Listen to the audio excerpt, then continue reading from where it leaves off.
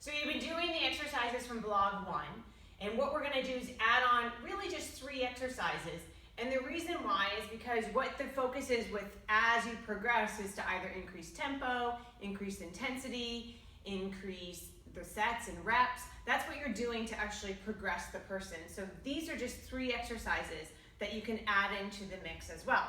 So you've done the squat. So when you're doing the squat, from this position, you can have the person hold onto the glide board. I have one person hold onto the back side as they turn to, I'm going to turn into the right. I tell people just make sure that left hand is guiding you, that you're 1 hand's distance away from the back edge, because oftentimes I see people go very close to the edge and I need them to be in the middle of the glide board.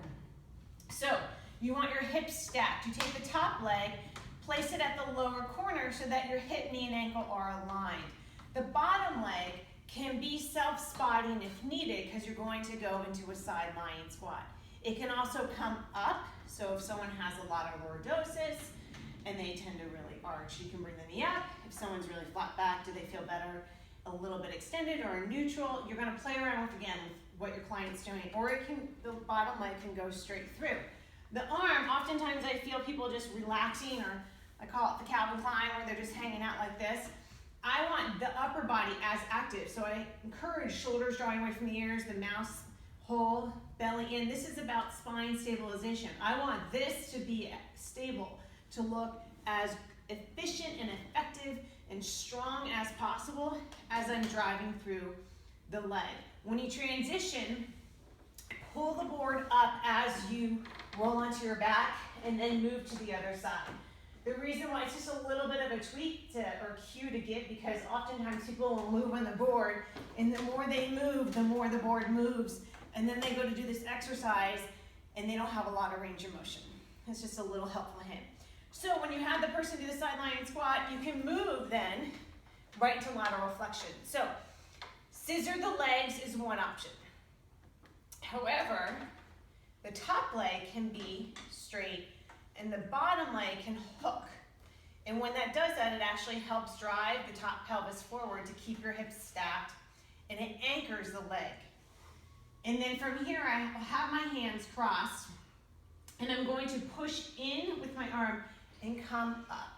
It's nice to stack the squats and the side lying squats and any lateral flexion or rolling up activities, because the higher you go, the easier it is to do such an exercise as lateral flexion and roll-ups, so that the intensity you choose, they really do complement squats and this exercise.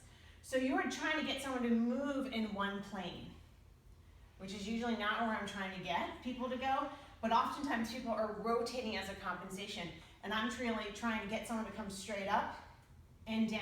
Again, you can have the bottom arm up, you can have both arms up, you can start to play around with this, but you're really trying to get straight on lateral flexion. So the last exercise we added in, I touched upon it before in my first vlog. Right at the end, we did cone upper back. And I said you could also go hands and knees. Well, to build on that concept, you can go hands and knees without the cable or with. So I'm going to anchor down, coming to here, and you can have them cat-cow, you can, whatever you need to do to get them into the position of stability.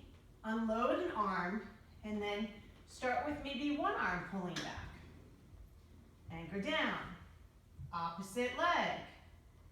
And then eventually, you can add whatever pulls and movement as you want, but you can do opposite arm and leg, adding the movement of the glide board, which will create a lot more stability challenges and vestibular challenges. So hopefully that will help progress your clients to the next level.